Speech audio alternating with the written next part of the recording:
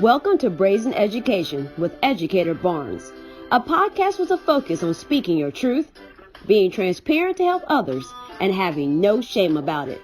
Because we can't move forward until the truth is known.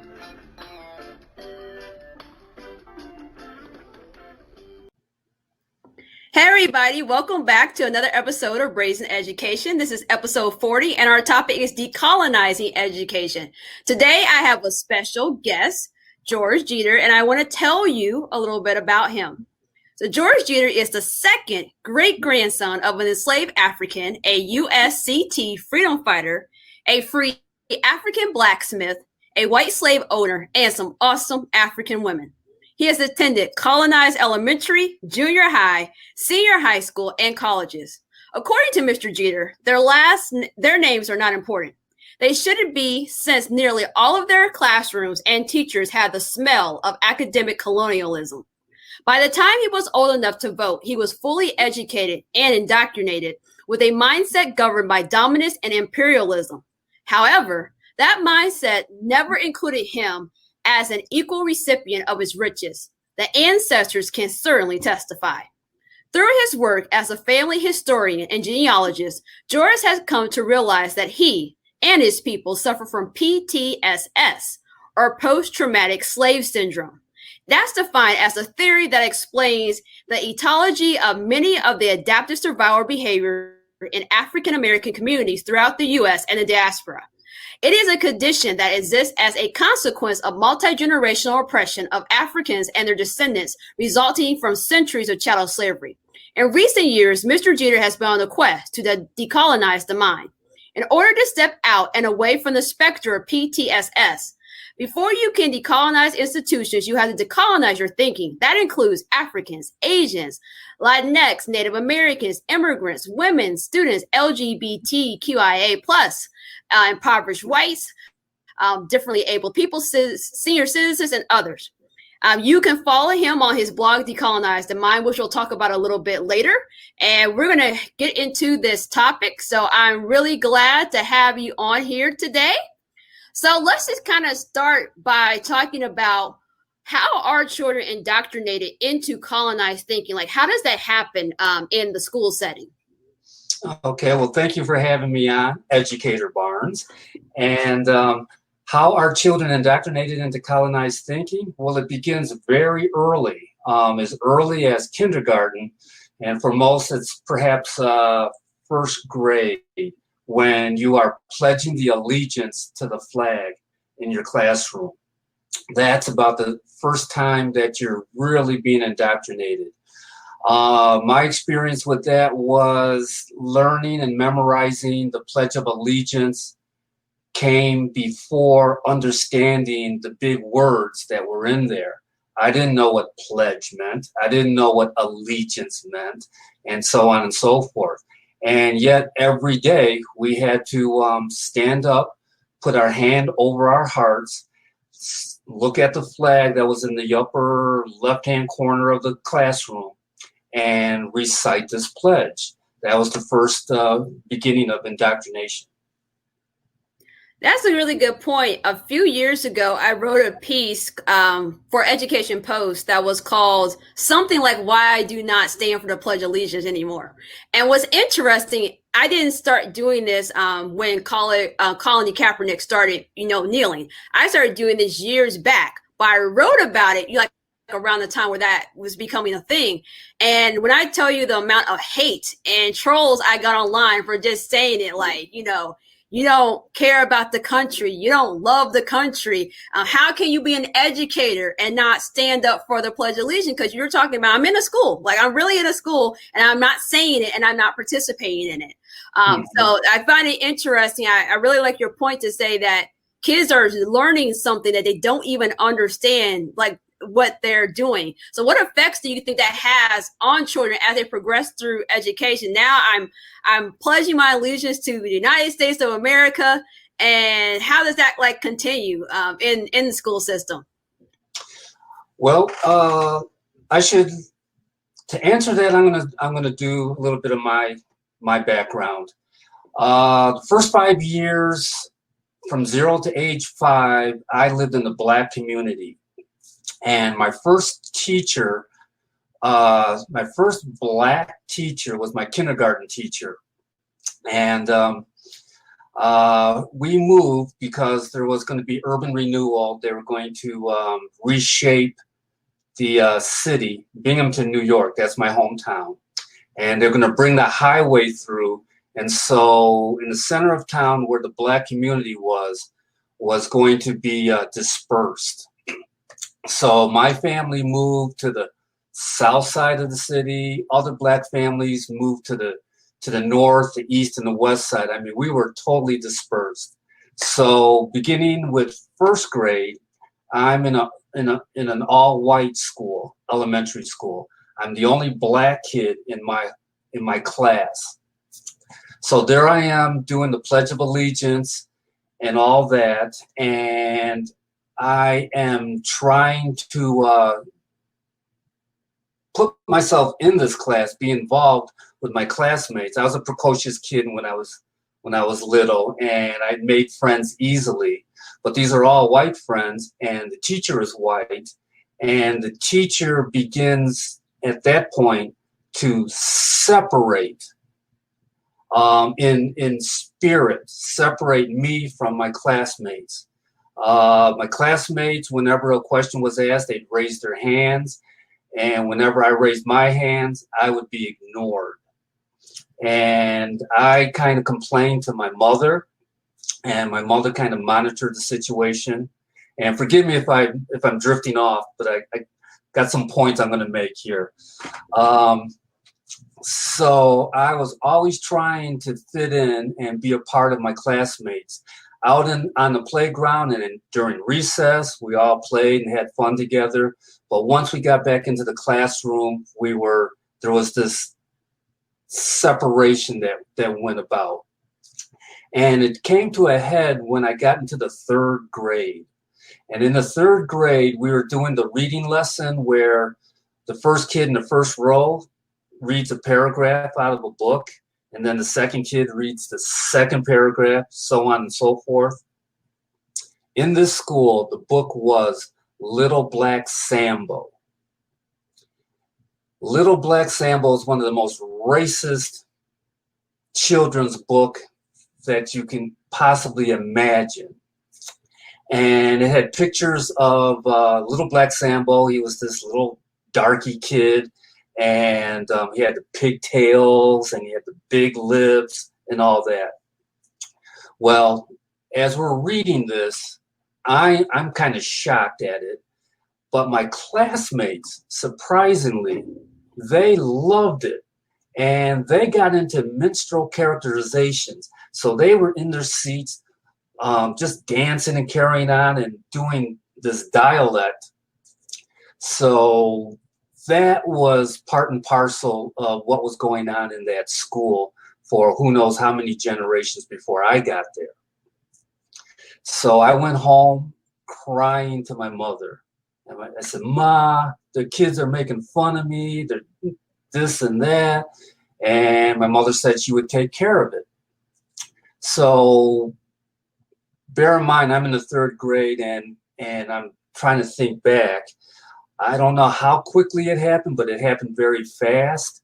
I don't know if it was the next day or the next week, but my mother went to the school, and the next thing I knew was that in our classroom, over there on the side where all the shelves where all the books were, that whole row of books of Little Black Sambo were gone. They were out of that classroom, and for all intents and purposes, that book was out of the curriculum.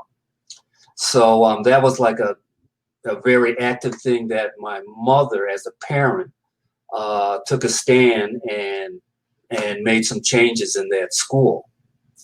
That's a good thing. The bad thing for me was, for the next 2 years, my mother was in the back of the classroom almost weekly. So I couldn't be that kid that could cut up and clown around, because there's my mother in the back of the room. She was there to make sure that the teacher acknowledged me when I raised my hand to answer a question, and that the teacher included me in all the things that were going on in that classroom. That was, in hindsight, that was probably a beginning step towards decolonizing in the classroom for me. No, and I think you make a good point there, because I think about how many things or stories I've seen in books in school, whether that's English classroom, history classroom, where you're looking at it and you're like, well, this is problematic. And there's that moment where you're like, this is problematic. And in your situation is twofold. Like, that affected you because you saw like Black people were being displayed in a racist format.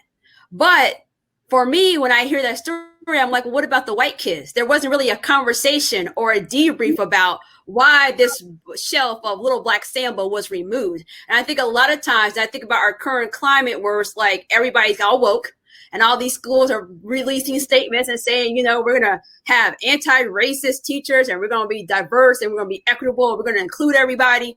But there's really not the real conversation. It's like, oh, we're just going to change stuff. But you have all these kids who have experienced like racist texts and texts where they weren't being displayed appropriately. And there's not a conversation, not a debrief. So I wonder, like, to you, I think that made an impact, especially like your mom doing that. But I wonder about the white children. Like, they just kind of went with that colonial mindset of like, that was okay. I mean, the book is gone, but they still enjoyed it and didn't really see that anything was wrong with it, just based on what I'm hearing here in this story. Correct. And so thinking about that, what parameters are placed onto children through the education system? Because we know there's this system and there's systemic racism everywhere, including in the education system. So what parameters are on children that's kind of holding them back from being maybe their full selves or breaking free from the colonized mindset? Well, I don't know if anything is, or I can speak about in the past, if anything was. It was pretty much set up the way the founding fathers of this country wanted it to be set up. Children in the school environment, children of color were not considered a true part of any of the parameters. It's in back of the classroom, back seats, those kinds of things were afforded to for Black kids, such as myself back in the day.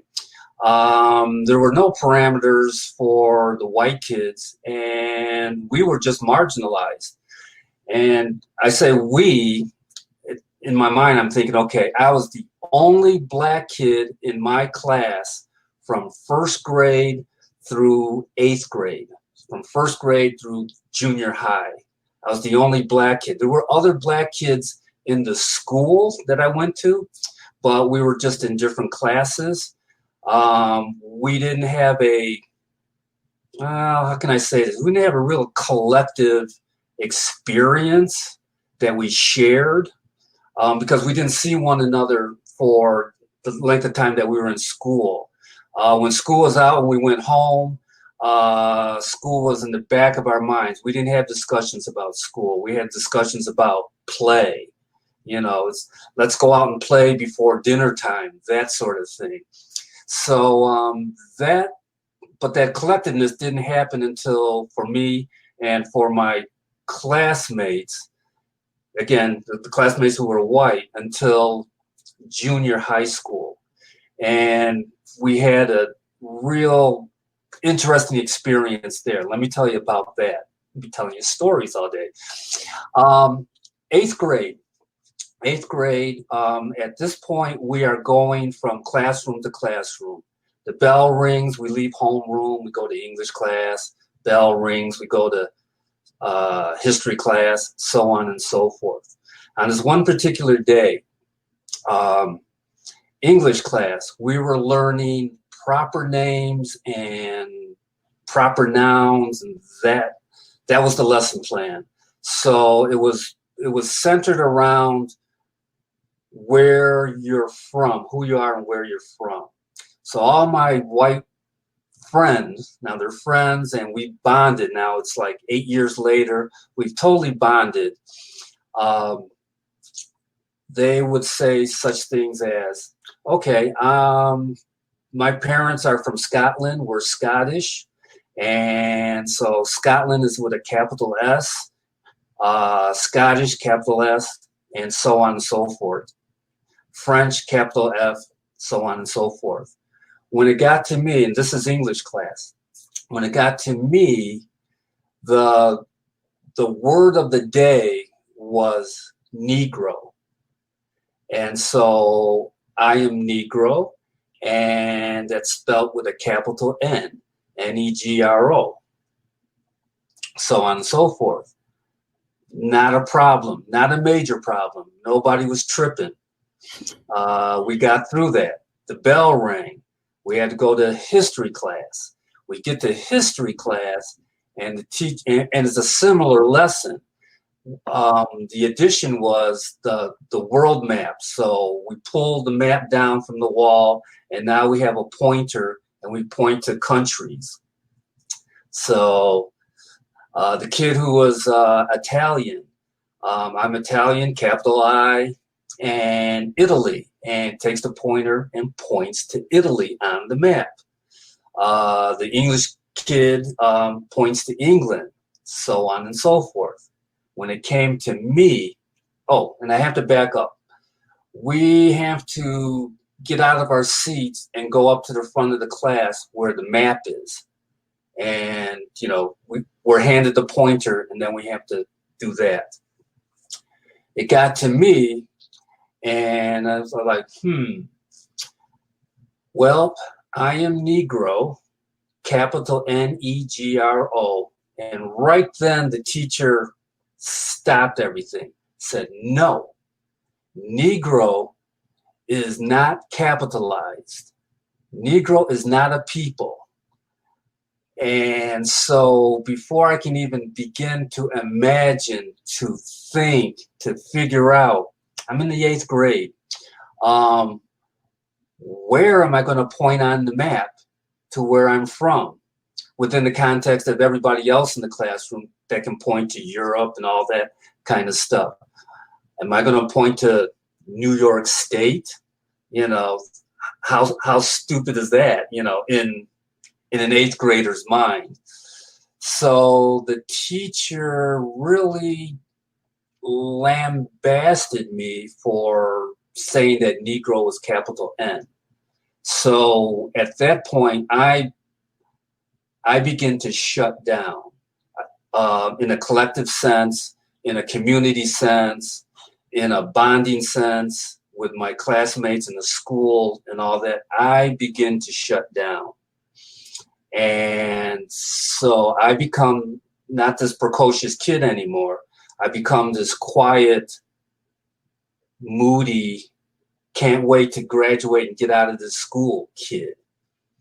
And so that's what happened to me in junior high. High school, we go to another building, another school, and it's just another thing. High school was just horrible. But with this story that I just told, I want to point out that in the context of my classmates, which is what you were asking, I did not know until maybe a year ago, and I'm 68 years old, going on 69. A year ago on Facebook, where everybody's meeting their old classmates and things like that,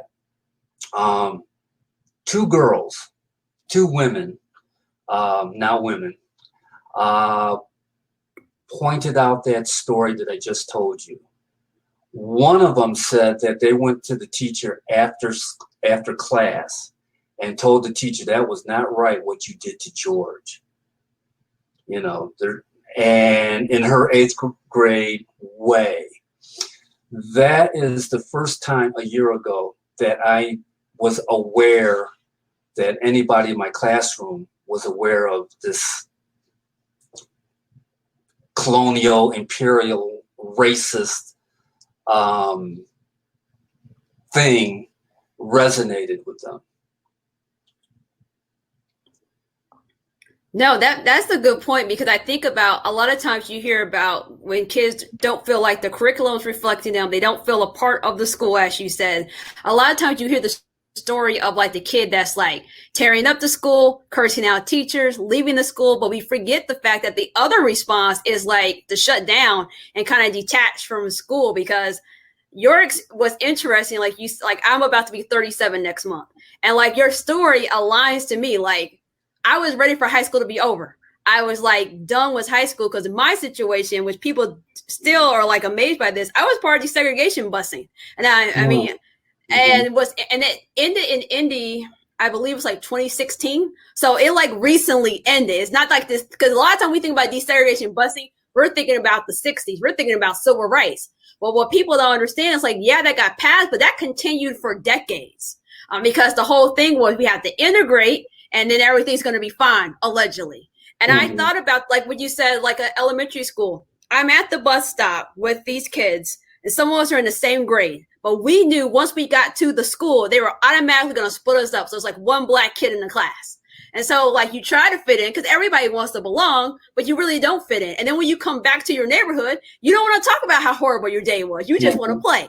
And so then I get to high school. And then the second part of desegregation busing that people don't like to talk about is the fact that it destroys neighborhoods. Because now it's like, I'm riding on the bus for 30 minutes, going through cornfields, right, to get to school. Now you have parents that are like, well, I don't want to drive 30 minutes to go see you in the show after school. I want to live closer to the school. So now you have people moving out of the neighborhood, which essentially destroys your neighborhood because, you know, those people aren't going to the grocery store. They're not patronizing the neighborhood. They're gone. And they built cheap housing. So now the schools are becoming more diverse because we're moving there. And then the white people who were there are like, okay, it's getting too black. So they move out further out. And so as things got more diverse, I'm in school, but some of the people that were my quote unquote friends in elementary school, they didn't want to be my friends anymore. The school is too black. We don't want to be here. And it's like all these things. I know myself, I got in trouble for not standing for the school song. Like I got escorted out of the high school pep rally in front of like everybody. And in my graduating class, there was over 400 students. So it wasn't, so everybody's there because the principal decided to put her heels in on the fact like, and nobody was standing for the school song. So you're going to stand. If you don't stand, you get into detention. And I never, like, I was not into sports. I was like the nerd that was at school reading. And so I get escorted out, and to the shock of my classmates, they're like, Shantae? Like, she doesn't do like her? You got to take her out? And I was like the example. And so for me to be paraded out, and I did have a teacher who heard what happened. So moving forward, every pep rally, I wouldn't go to the gym. I would go to this teacher's room, and nobody was even in there. The teacher was like, I trust you, just read. I would do my homework and want to go to the pep rally. So I wouldn't get escorted out. So like, in one aspect, like I had an ally at the school. With the other aspect, why was this the thing? Out of everything we are doing at school, you're going to put kids, a black kid who has good grades on the academic honor diplomas track. You're going to escort me out. And so there's like so many ways where like colonized thinking is embedded into the school, especially when you think about white supremacy and power. It was more important for you to be seen as powerful to make me, you know, stand for the school song or make me stand up for the pledge or whatever it is. Because it's always something we try to make kids do. And if you don't do it, I'm going to make an example of you. And it's really not that deep. So thinking about that, what type of changes, if you could go, because I got to tell you guys why I originally wanted George on the show. I wrote an article, and I can't remember what it was called, but I talked about how the principal I was at the time, how we didn't have no issues in the hallway. And most of my career, I've been in the middle school, and then at this particular school, I was in elementary school. And I talked about how she had the kids always leave the classroom with a buddy. That would ensure there was no foolishness in the hallway. And I wrote about it, and I was like, this is great. And George was like, this sounds like prison. And I was like, whoa.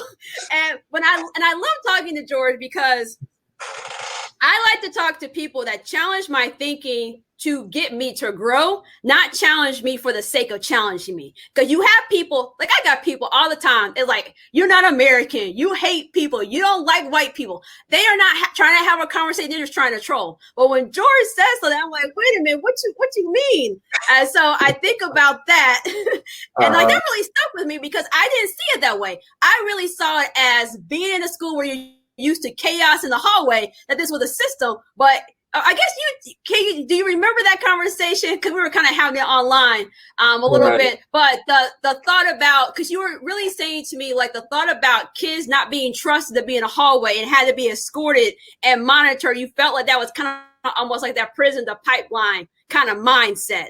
And our question here is like, what changes should be made to decolonize the system? I don't think you can even talk about that without talking about behaviors and systems and structures. Yeah. Well, I do vaguely remember that writing, that back and forth. Well, one of the things, and I notice things as I go along, like I be with buddies and stuff, and they got to go to school, their kid and all that kind of stuff, and check in on things. Some of the things that schools can do is they can really reassess their libraries. Believe it or not, when we were up in Santa Fe, and they had a brand new school built, brand new community, new school, new library, and the community was predominantly Hispanic. I say Hispanic because they say Hispanic. I'm not a big fan of that term, but nonetheless, I would say 85–90% of the community is Hispanic. In the library, in the children's section, there was 1/4 of a shelf of books for Hispanic kids. And I just thought of that's shocking. That's, it should be the other way around. There should be, 3 or 4 or 5 books for the white kids, that sort of thing. And the rest of the library should be reflective of the community. I go back to when I was in high school, and I'll preface it by saying that in grade school was like the 50s and the early 60s. High school was the mid-60s for 4 years. I graduated in 1969. A lot of things were happening in the world that could not be denied. The civil rights movement was in full effect. The Vietnam War was in full effect, et cetera, et cetera. In our high school library, let me back up one more step. Okay. I had mentioned that when they brought the highway through the Black community, that everybody got dispersed. Now, we're the kids that I grew up with in my first 5 years. Now we're all back together again in high school, and we had been separated for 8 years. So now we're in high school together, and now we have to learn about each other, Black kids. Because from different sides of town and all that kind of stuff. And now we're learning about this school, this environment. And when it comes to things like sports or academics or just gathering, social gathering, we're clustered together. There's the famous book or saying, "Why are all the Black kids in one corner of the cafeteria?" That sort of thing. So that was happening, and we did a thing where we started the Black Student Union, and the first argument for the Black Student Union was we wanted socially relevant books in the library. So this is a whole academic kind of thing that we were all about, and we were demanding. We wanted Ebony and Jet magazine in the library. I mean, as basic as that, But more seriously, books by Langston Hughes and other authors like that. And we got pushback. pushback from that, and we created the Black Student Union, and we walked out of school, and then we had the meetings to try the reconciliation meetings. And I remember I was vice president of the Black Student Union, and we're in this meeting, and we've got community leaders, Black community leaders, in this room. And so what are some of the demands? And it came to me. Well, we demand socially relevant books in the library. We want blah, blah, blah, blah, blah. The principal says, excuse me, George, but we do not demand, we ask. And I was stunned. I was momentarily stunned by that, because that's how we were brought up. That's part of that colonization thing. And I was looking for our adult community leaders to back me up. And it was all crickets. They didn't say a word. Now I'm grappling with, being a brash kid demanding versus being the way I was brought up, to be polite and respectful and all that. And here this specter of colonialism just enters into the room, and big elephant in the room, I'll put it that way. So getting back as I drift and wander, the first attack would be on the libraries in the schools. Get socially relevant books that reflect the students from the community. Got to do that. Got to listen to the students. Got to get the parents engaged. Got to make it easy for the students to come to the school and sit in the back of the classroom like my mother did. My mother, when I got into the 5th grade, she said she was tired, and she was. I was the last of 4 kids, and she said, you got to fight your own battles at this point. So that began my thinking of what was going on in the classroom and what was going on in life in general, and how to navigate my way through all of this. School systems should make changes in their libraries. They need to make changes in their hiring practices.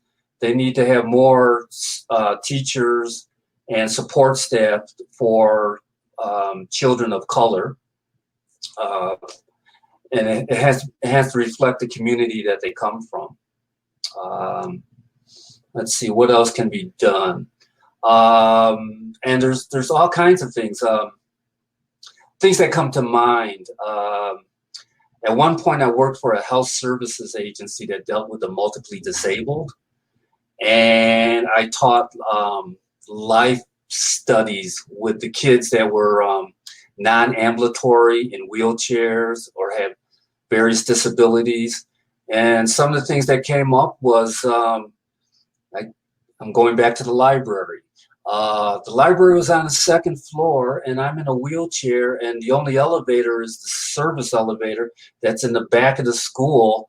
And the child says, I don't have access to the library. So that's also a thing of decolonizing, because we need to be more mindful of children with disabilities and stuff like that. Ask me another question. I'm drifting. No, I wanted to make a point, because all this stuff happens. Schools release statements about, we support the Black community, or some version of that, right? Mm-hmm.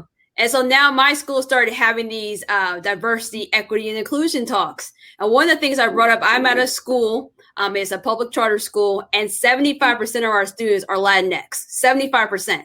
And one of the things I said is, how many authors are Latinx? And it was just like, I had said something that was like an aha thing. And I'm just like, this, to me, that was like a simple thing that we could have been talked about. But I think what's the most frustrating for me is, like I had said originally, like I feel like our curriculum is not reflecting our students. And then I get, well, the data says that this curriculum that we're using will get results. And when I hear people counter with that, but I'm like, but at what cost? Because one of the books I brought up that I wanted to have removed was All Quiet on the Western Front. My students currently read that. And I thought about, so as long as you get an education, it's okay if it's racist, or is it okay that you don't see yourself? And that's like the thing that bothers me. And then my husband was kind of overhearing this call because coronavirus, and you're trying to like multitask, and sometimes like I got my headphones now trying to be mindful of other people, and one of the responses was, well, we'll have to bring in an expert to really look at the curriculum. And I really pissed my husband off. He says, but don't you supervise teachers? Aren't you an expert? And like he's like, you have experts in the school building, and when you go and hire a person of color for their alleged expertise, you still just look over them. You go get somebody else. So like when I think about the hiring practices, I think like you get like sometimes, many times in my career, I felt like the token Negro at my job. You know, I was the only Black librarian in the school district. I was the only, when I was an English, as a new language teacher, I was the only one in the entire school district. Many schools, I've been the only Black teacher in the English department. So it's like, and then my current job, my principal is biracial. She's half Black, half white, but I'm the only Black administrator on our team. And when I bring up issues, a lot of times he's like, oh, here's the Black person, she's bringing up the Black issue again. And then I get responses, well, what should we do about it? As if all that burden should be on me. And that's like I feel like that's like white supremacy and colonization taking a hand at it. You know, like we have a system, it works, but if you want to do something else, come up with a suggestion. And even when you come up with a suggestion such as we need to do an audit of the authors, we need to change some of the stuff we use. Oh, okay, thanks for saying it, but we're going to ask somebody else. And I'm like, well, who is this other person? Are you going to bring in someone else to say that you did it? And then that person just reaffirms that you should just keep doing what you're doing. And so those are the things that make me feel like I'm trying to claw my way out of the system, and I'm like this in a box, like I can't get out. So that's the thing that makes me the most frustrated. And I agree with you. And it's not just, and people always miss this, it's not just getting teachers of color for the kids of color, it's also for the white kids. It's for the white kids as well. I think I wrote recently about my experience working in the suburb in the west side of Indianapolis. The rest of my career I worked in Indy, but that school, majority white students. I have 4 students who weren't white. And for me, for many of those kids, I was the only Black teacher they ever had. And so their experience with a real person, not a person they saw on TV in the media, a real live Black person was me. And so I think about those kids. All those kids are not going to stay in Brownsburg, Indiana. They're going to go to college. And then I think about my experience at Purdue University, where it's like you meet these kids who've never been around Black people, who only have seen Black people on TV, and you're just trying to mind your business. I think about being an African-American literature class. I'm going to sign up for that. I'm an English major. I'm going to take that class. And side note, I wanted to take Native American literature, but you know, they had the classes that scheduled, the ethnic classes scheduled at the same time. So like even that, when you want to expand outside of your group of color, there are systems in place that prevent you from even doing that. And I'm seeing in this class, there's like me and 3 other Black students in the class, and you have white people in the class talking about like the authors weren't quality, the literature wasn't good. And one guy made a point to say like Black people were ugly, they're not attractive. And the class was led by a Black professor. And so if you sit in the class and even the Black professor ain't saying nothing, it was more like it's college, freedom of speech. And I'm just like, man, this is so, I'm oppressed. I got to go to a class that I was so excited to be in just to be exposed to more Black authors, only to sit there and be like, nope. Yeah. And the other thing I want to point out before I go to my next question is when you talked about the N in Negro being capitalized and the teacher's like, no, I didn't think about recently. AP came out and said that the AP style guide, which is the guide that journalists use to guide how they write and format things, they said that the B in Black should be capitalized. Now, there's been other publications, mostly like Black journalists, have already been doing that. But even that was, I saw online, like, what about white? We're not capitalizing the W on white. And it's just like all like this. I'm just like, no, because like Black is a more inclusive term, because African, I think about people I know who are, I would call Black, but they're not from America. Like they immigrated here. So for me, saying African American may not be the appropriate term for their thing. So it's just very interesting. But you mentioned something else. So let's move on to the next question. How can parents play a role in decolonized thinking with their children? Because you have the school, and like you said, like your mother got involved, she got those books removed. She's like physically in the classroom, like you gonna make sure my son participates. But sometimes you hit a roadblock where you can't get the school to do anything, and you may be in a situation where you can't switch your kid to a different school. So what could you either do, A, to kind of keep pushing back at the school, because I think we still should continue to fight even if they're not allowing it, and then what should I as a parent do at home or outside of school to kind of help my children with decolonized thinking? Well, I think you're doing all the things that you need to do. Books, online things, that sort of thing. Let me ask you this. Parents today in your school district, are they allowed to come into the school and sit in the back of the classroom? So that's interesting. So my kids go to school in Washington Township, and they just finished third grade. And for those of you that are watching, they'll know I have identical twin sons. They're 9. Well, they'll be 9.5 next month, because that half matters to them. You're right. Right. And I would come, and I always tell, and I've written a few articles about you should go and observe your child in the classroom so you see what happened. And I said it should be unannounced. So I did that kindergarten. Take it back. I did that pre-K 3, pre-K 4, kindergarten, first grade, second grade. Last school year, before COVID happened, I show up. Now I'm on fall break. My fall break was different than my kids. So I'm like, when I'm off of work, I'm just going to show up. I get to the front office and get stopped. And they said, well, where are you here? I said, I'm just going to my son's classroom. Oh, you can't come in unannounced. And I said, excuse me. Oh, we changed the policy. You have to have an appointment. And to me, if my tax dollars are funding, your school, I should be able to come in whenever I feel like it. I shouldn't have to make an appointment. So literally, the school's like 5 minutes away from my house. I drive right back around the corner. I feel like I had to get out of school parking lot. I was kind of hot. I go around the corner. I emailed the teacher and said, can I come in? One teacher ignores my email, which she had a habit of that. The other teacher's like, come on in. So I go in to her class. So now I'm there in the classroom next door to my other son's classroom. And then finally the other teacher said, well, oh, you can come in. And so with that gave me an opportunity to see like how the classroom was set up. How does the teacher teach? And what was interesting, the teacher that was like, come on in, she was teaching about varying the beginning of your sentences, right? So she's like, you can't just start every sentence with I. Like, and I'm like, oh, that's good. I like that mini lesson. I was all in the back. I go to my other son's classroom, and this is what's interesting. My son kept telling me, Mom, she keeps moving on. And I have boys, right? I'm like, you need to pay attention. Like, I'm saying, like, don't tell me she's moving on. I sat in that classroom. They had just finished doing their literature little stations.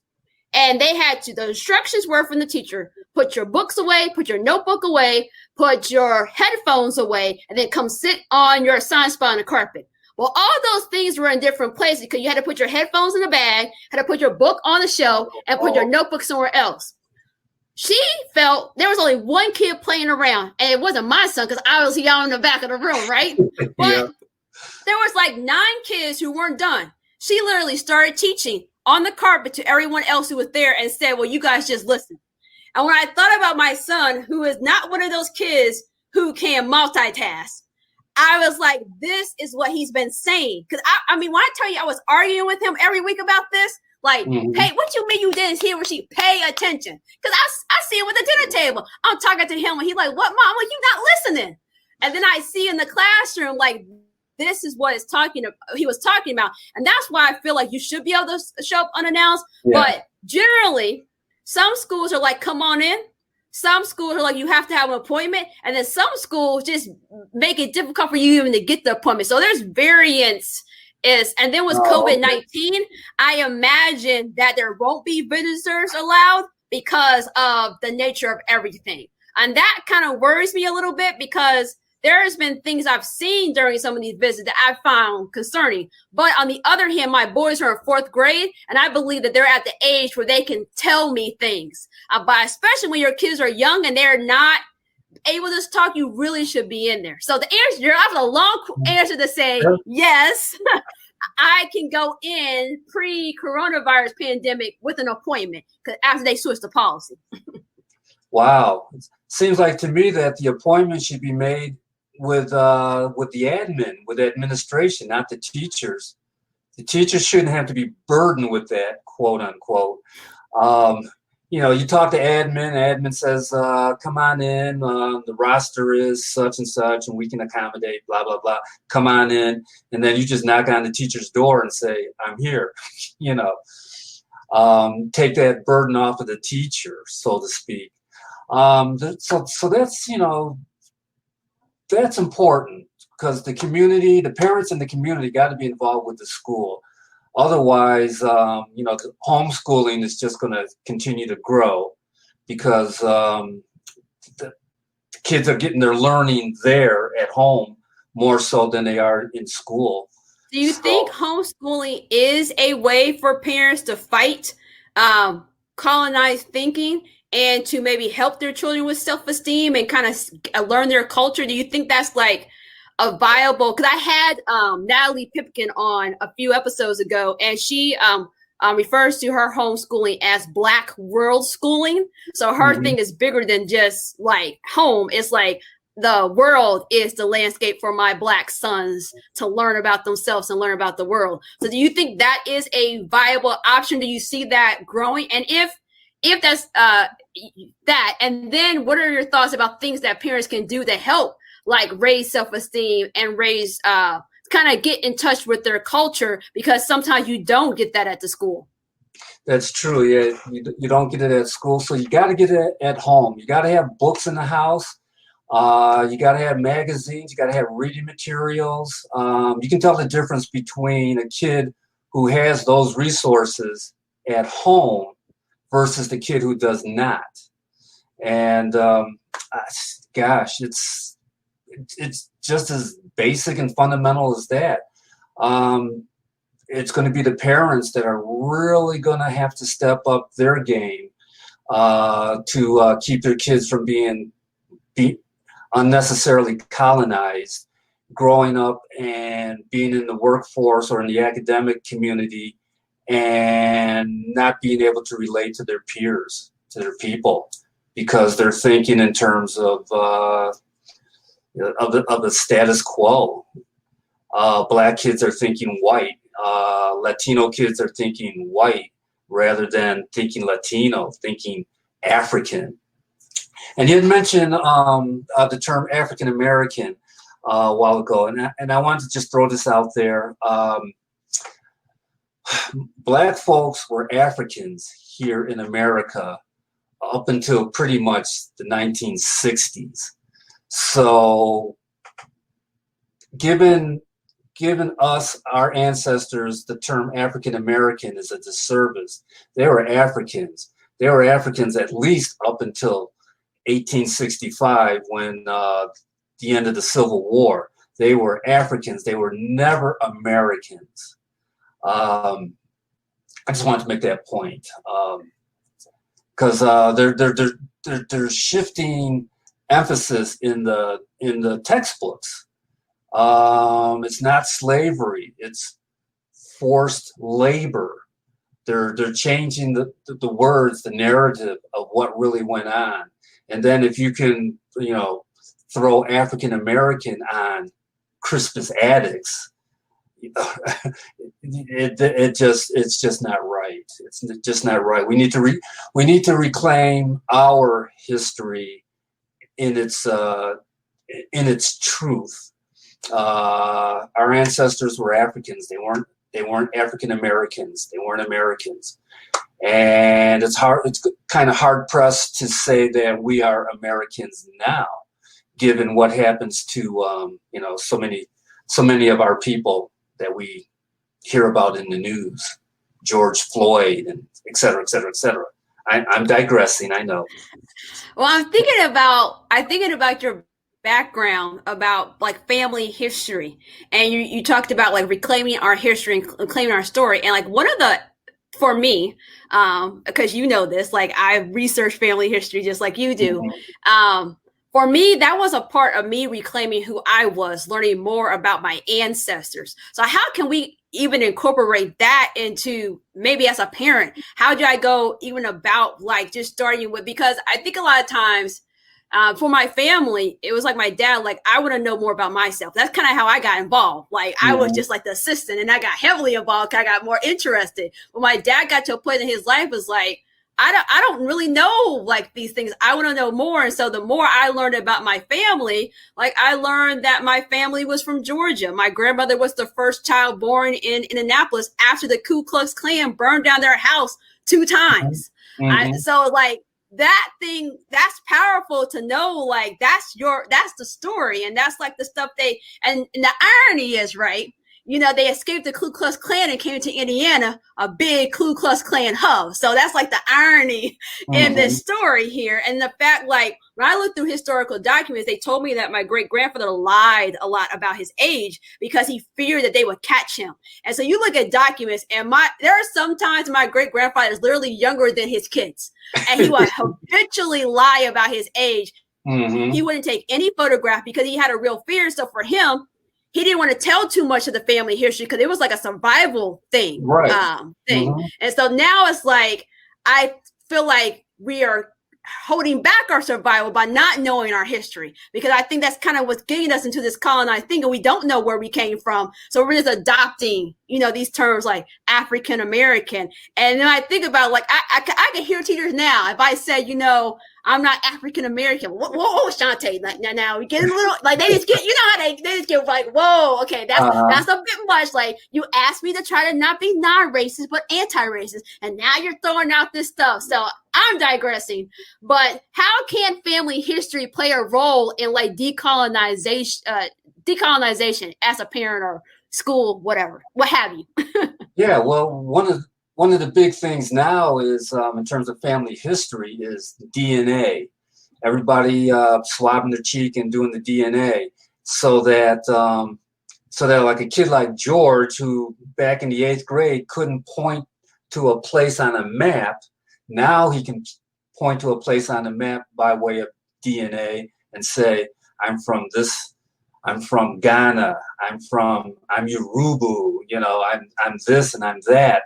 And then you can bring all that forward. You can bring it from Africa through the slave trade, across the Atlantic, back into the North America, and begin to see where your family traveled, migrated through, where they started and where they ended up in a sense. And it's this rich history that that you can use for teaching self-esteem, teaching value, family value, those kinds of things, because it's important to have some connection, some kind of a somebody to your psyche, and I'm stumbling now. That's where I take family history to heart. I try not to call it genealogy, because our circumstances are much richer than genealogy, which is just a bloodline.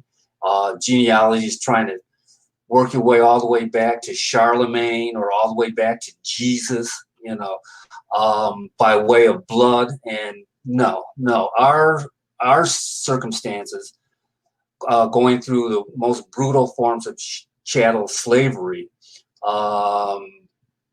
we don't necessarily always have direct bloodlines. So that's where family history research is important. And I used to be against DNA, but I'm for it now because it's a way of getting people in the game of family history. Okay, let's do the Ancestry.com and let's listen to Louis Gates on PBS, and let's figure out what our family is all about. Educationally, a few years back, I did a thing with a school in Philadelphia, helping the kids do their genealogy. They declared a particular year as the genealogy year, and I was invited, and I went and lectured and spoke to the kids. Inner city school, security, patrolmen inside the school, that whole thing. It was a tough thing to do, getting the kids to pay attention and all that kind of stuff. But once they got into it and they went home and started doing their little family history, and the little things mattered a lot. It wasn't that they could go all the way back to Abraham Lincoln's time. It was they had an uncle who was an athlete that they didn't know about. He was a heavyweight boxing champion. And so their family tree has pictures, they found pictures of him boxing. Auntie was a nurse, and a noted nurse. There's a little newspaper clipping. So the kids were finding out things of their elders and near ancestors that had a little story in the narrative that they could grab onto, and saying, I come from nurses, I come from teachers, I come from athletes, or I come from builders, those kinds of things. And that was important. Afterwards, their grades kind of went up, I was told. They're really into it.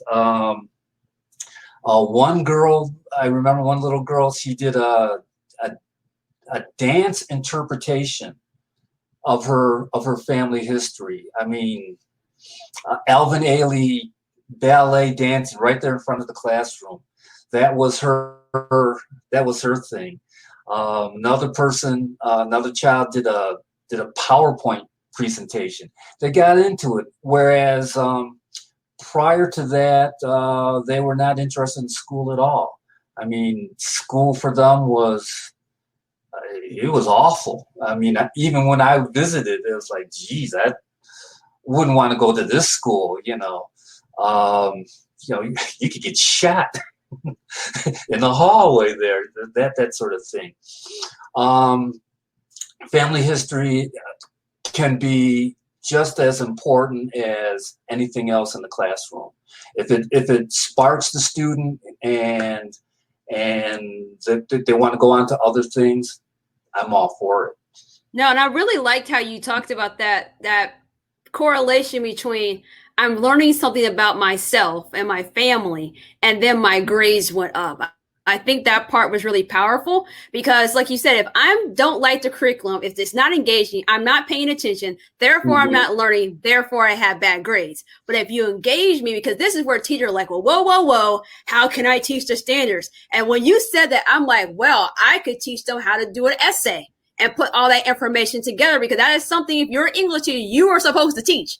So when people say, oh, we can't do that, that tells me you have like a colonized mind, because you only see one way of things being done. And then, like you said, like the one girl then interpreted dance, like just how you can kind of mix those mediums and have kids show up in a way that's powerful to them. And I bet those kids know so much about themselves. And then the part where you said, like, we think about Black History Month, and it's not a month, we Black every single day. But let's look at President Barack Obama. Let's look at Madam C.J. Walker. Let's study Dr. King. All of that's great. Don't get me wrong, because at some point in time, I have to tell my children about those people, right? But sometimes we forget there's Black excellence right in your family tree that you can start with. And I feel like that's so much more powerful, because I heard Michelle Obama came to speak at like this women's event. So, I was like, I gotta be there. And I was so excited. But in the middle of her speech, she said, I appreciate those of you that look up to you, but there are people in your circle that's closer to you that you could look up to. And she spoke about her mother, how that she was a role model. And sometimes we're out here grasping or pushing kids to some, Dr. King. Like, when I think about, even when I learned about Dr. King, he was still this person a far time ago. My kids, he's even farther back. Do they still need to know about Dr. King? Yes. But we got to get kids to know people that's in their family. So I think this is great. And before I wrap everything up, I want to give you an opportunity to tell us about your blog. So what should we know about Decolonize the Mind? I'm going to pull it up for everyone to see. Okay. Well, Decolonize the Mind came about as a counter idea to decolonizing institutions, because if you don't change your way of thinking, it doesn't matter what the institutions do. So I'm starting with myself as the guinea pig, if you will, and I know I'm African, and I'm looking to Africa for inspiration and ideas. And I'm looking at my life, as per some of the stories that I've said today, and seeing where they were instances of colonization, people controlling the way I think, shaping my mind to go in a certain direction, which is part and parcel with subjugation. And just freeing myself from that. Here you can see that's my brother right there as I'm looking at this. And he was very inspirational to me. I would say that he struggled with colonization in his lifetime. He passed when he was 50 years old. He was an all-star athlete, and the community loved him. And he kind of accommodated that spirit. He went on to go into engineering, and he went to there's a company called Lynx, an engineering company. I don't know if they're still in existence today or not. But one of the things what happened to him was that he was so good that after 8 years at that company, they gave him a 10-year pin. And they credited him for 2 years of college. And all his co-workers and contemporaries hated him for that. And they hated the system for that, because they thought of it as preferential treatment because he was Black. And through everything, he was the only Black person in his environment for the longest time. Anyway, that's my brother. There's things like Juneteenth. I have an issue with Juneteenth in terms of colonization. Juneteenth happened because the first narrative is that the slaves in Texas were not notified that they were free for 2 years after the fact of the Emancipation Proclamation. And it's like, oh boy, now we're free. But the other side of that, the flip side of that coin, the real narrative is that the state of Texas refused to grant the slaves their emancipation, their freedom, for as long as they could, and that was an additional 2 years. Slave families in the South during the Civil War those that weren't in the Confederate Army, they took their slaves and their possessions and packed up and went to Texas so that they can continue slavery. I have an issue with Juneteenth. I don't think that's something that we should celebrate. Anyway, just so many things. I hope people will go to my blog. There's a variety of things. I kind of freestyle it. I do some haiku poetry.